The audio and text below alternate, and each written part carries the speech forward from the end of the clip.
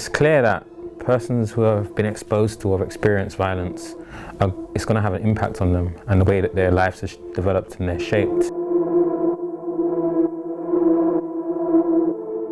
And I think there was a research that was done at some time in the States by Singer, I say et al. Because I can't remember the rest of the names, in 1998. And what they highlighted is that persons who had experienced violence in their homes, for girls, they were 3 times more likely to act that out and be violent. And for boys, they were 2 times more likely to be violent and act it out. Hence the saying that we always hear, the bullied eventually becomes the bully.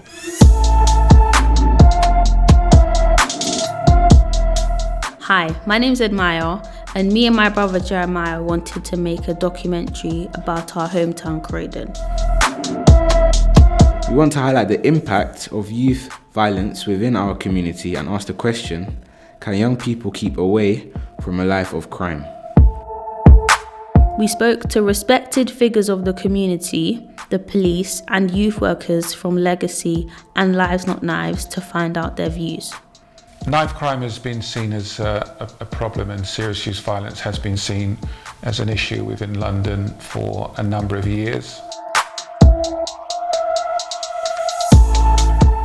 But I think it's more important for me is to say, what are the figures saying? What is the reason behind the figures? I've looked at what we need to do in terms of working with other partner agencies, that's schools, in forms of education, looking at the health sector, local authorities. And the key thing is about a multi-agency approach to preventing those crimes from occurring in the first place, and being able to give opportunities to young people to move away from a life of crime.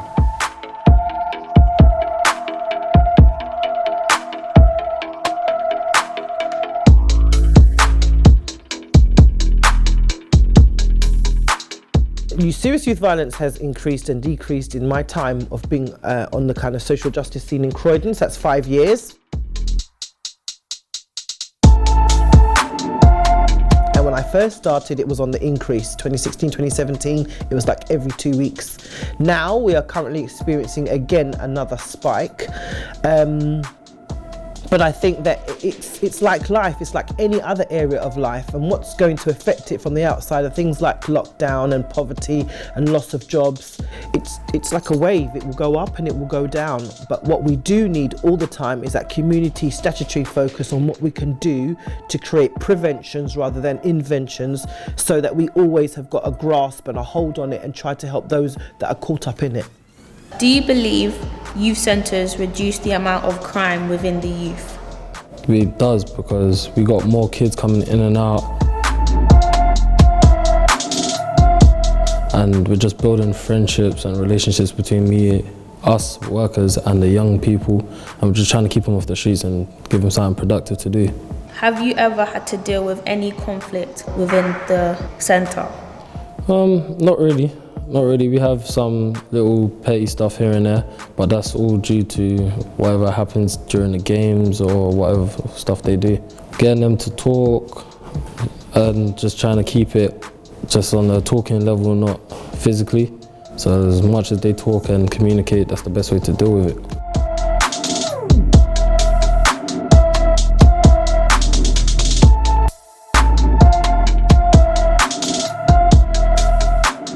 What positive things have Legacy contributed to young people? We got a lot of kids come in and out of doing, some do boxing, some do sports. And we've had games against Crystal Palace academy teams. We've had basketball games against other youth zones, and they've enjoyed it so much. We had tournaments as well through like PlayStation and whatnot. Those things for me are really key in lowering crime actually. You can go somewhere and feel a part of something. You don't always feel the need to go out and commit crime to be part of something. You're already part of a bigger space. So there's always somewhere to go and have fun. Parks can be used as a place where young people can go, and there's that whole kind of release of tension. But I think it's very 1980s because most young people that I know live in virtual worlds for the most part. They are gamers.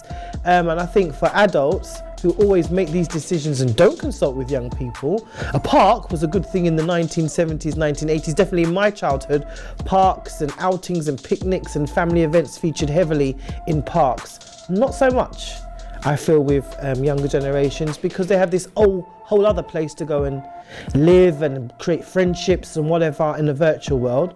Can't say I agree or disagree, but I think that is the reality. So parks are great, but I don't know if they're as relevant as they have been now currently.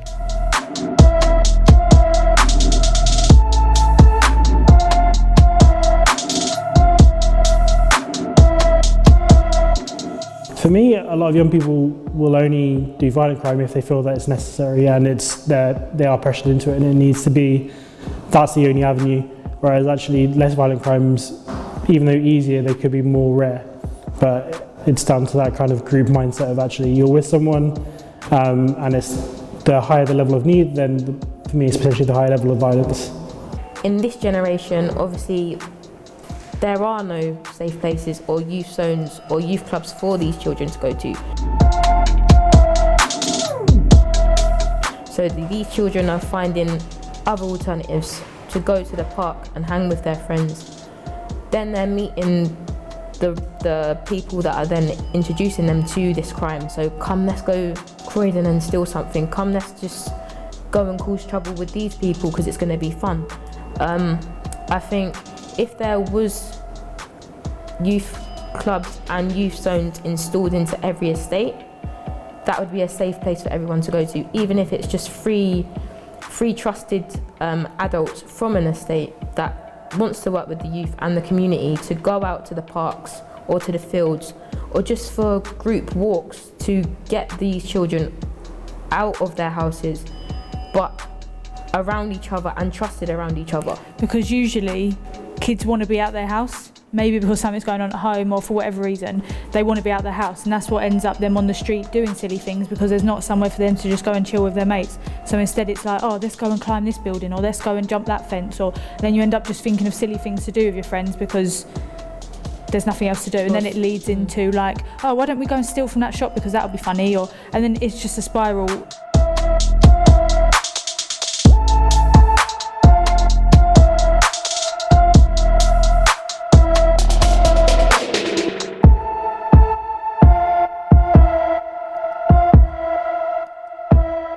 After school, come to the youth club.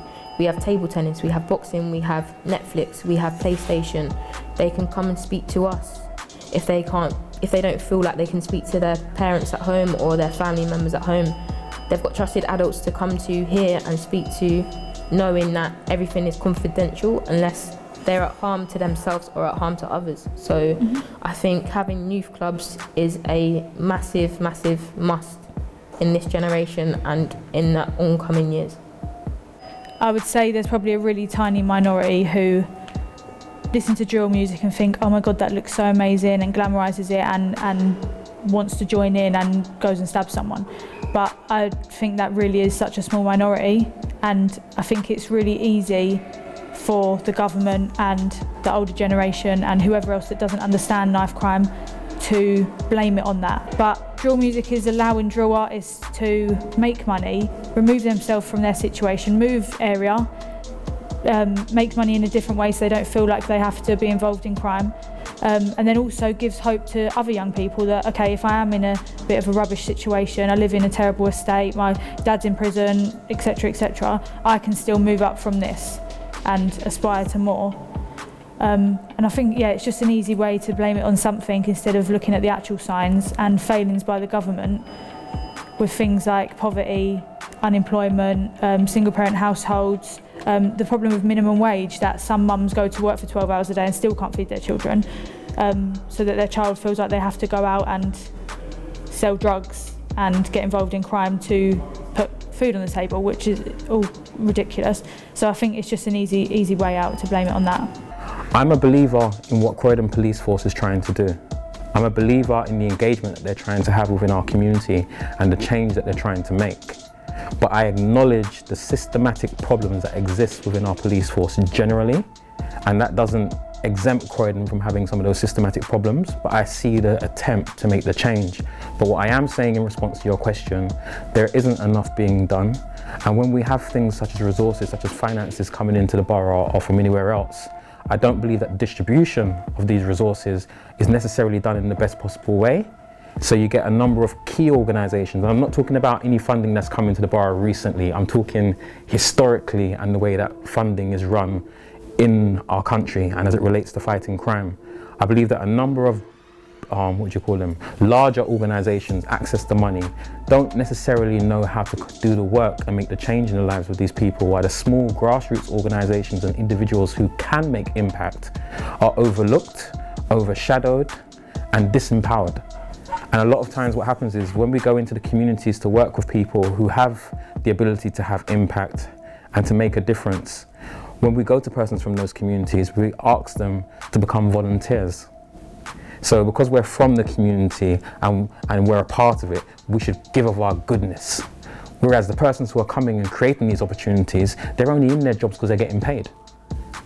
So what happens is, a person who should be spending time developing their family and helping their children with their homework and do whatever else, because of their concern for their community, their civic duty or responsibility, they're having to deprive their children of the time that they have for them to go out and volunteer and do other bits and bobs, while you have these people in their white collars sitting down at these lovely offices who speak so posh and dandy, bringing in the funding and distributing it for work that they've put in their big wonderful bid that they can deliver and failed to, or they're seeking the help of persons who actually have the expertise but don't necessarily have the structures or the contacts, because sometimes it's not what you know, it's who you know, to access the resources to actually make a meaningful impact in their communities.